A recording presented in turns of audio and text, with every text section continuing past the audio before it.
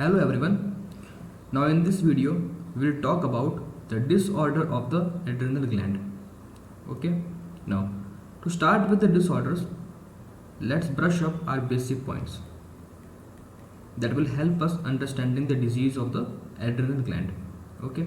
Now I have taken a cut section of the adrenal gland here. Okay. Now this adrenal gland have two parts. The outer part is called as the cortex, okay, and this inner layer or inner part is called as the medulla.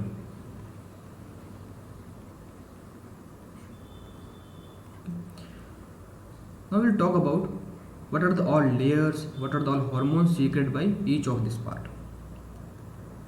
Okay, so let's divide into two.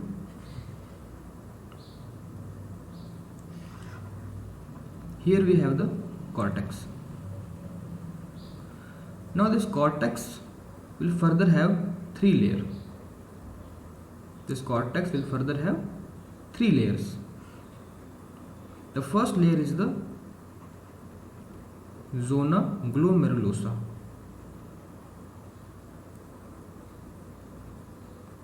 The second layer is the zona fasciculata.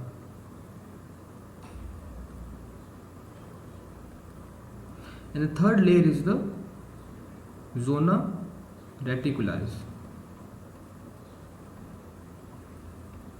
Okay. On the other hand, we have the medulla here also. Okay. Now, let's talk about what is significance of each of this layer.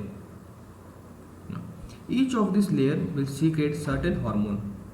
The zona glomerulosa secrete very important hormone which is called as the aldosterone.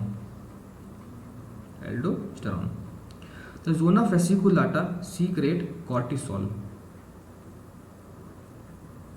and the zona reticularis will secrete the sex hormones, and this sex hormone is also called as the dihydroxyepinandrosterone sulfate, DHEAS, dihydroxyepinandrosterone sulfate. Okay. Now let's talk about each of these hormone individually, how it act. Let's talk about firstly about aldosterone. Now, as we already discussed, this aldosterone is secreted by zona glomerulosa. Okay. Now this aldosterone hormone act on the kidney. Now in which part of kidney it will act? Now I will draw here a part of nephron.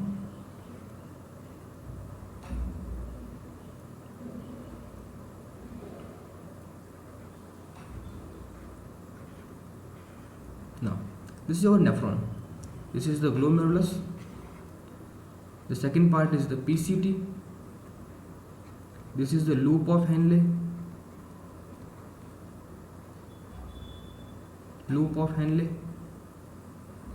And the third part is the DCT, and the final one is the collecting duct. So these are the part of the nephrons. Now this aldosterone will act on either on the collecting duct or on the DCT. Aldosterone mainly act on the collecting duct. It mainly act on the collecting duct. Now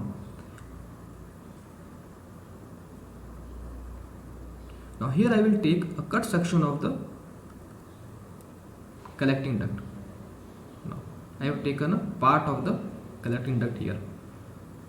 The above part, let's do it again. Now here I will take a cut section of the collecting duct or part of the collecting duct. Now this above part is the body, and the lower part it will be from which urine will come out. Okay. Now in the collecting duct we have one receptor, and this receptor is called as the epithelial sodium channel receptor. It is called as the epithelial sodium channel receptor. Okay. Now what will happen? This aldosterone hormone, it will stimulate this receptor. And what this receptor will do? This receptor will cause the reabsorption of the sodium and the reabsorption of the water. The reabsorption of the sodium and reabsorption of the water in the body. And it will also cause the excretion of H plus ion and excretion of potassium. So this is a function of the aldosterone, and this is a function of the epithelium sodium channel. Okay, now let's write down the functions. The function of aldosterone.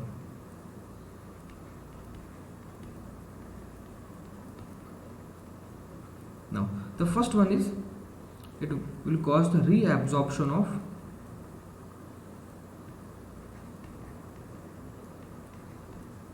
water and sodium, the first function. Now as we all know that whenever the concentration of sodium is increased in the blood, it will cause hypertension. Okay, so it will also maintain the blood pressure. It also maintain the blood pressure. It is a postural blood pressure. It maintain the postural BP. Okay, these are the two main functions of the aldosterone, and among these two, this is the main function. Now let's move to the next layer. The next layer was zona fasciculata. Zona fasciculata. Now this zona fasciculata releases the hormone which is called as the cortisol. It releases a hormone called as the cortisol. Now this cortisol hormone is also called as the stress hormone. It is also called as the stress hormone.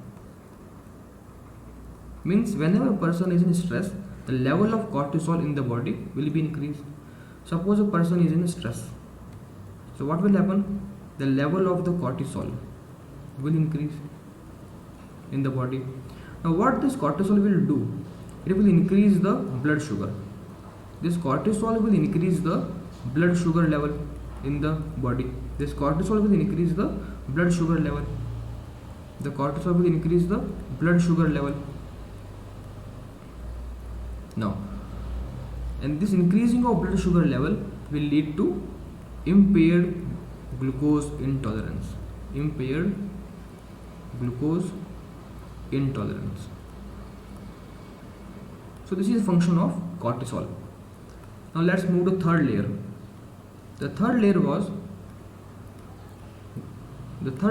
zona reticularis. The third layer was zona reticularis. Now this zona reticularis will release the sex hormone. It will release the sex hormone.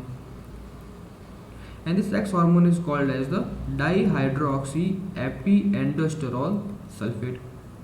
Okay, what is function of this sex hormone? It will be responsible for the secondary sexual characteristic. It will be responsible for the secondary sexual characteristic in the body. Okay, now these are all three layers of the adrenal cortex. Okay, now the next part of the adrenal gland is the adrenal medulla.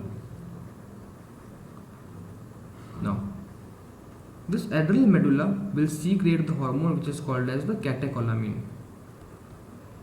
It is called as the catecholamine. Now this catecholamine are of three types. This catecholamine are of three types. The first one is the epinephrine. The second one is the norepinephrine, and third one is the dopamine. Okay.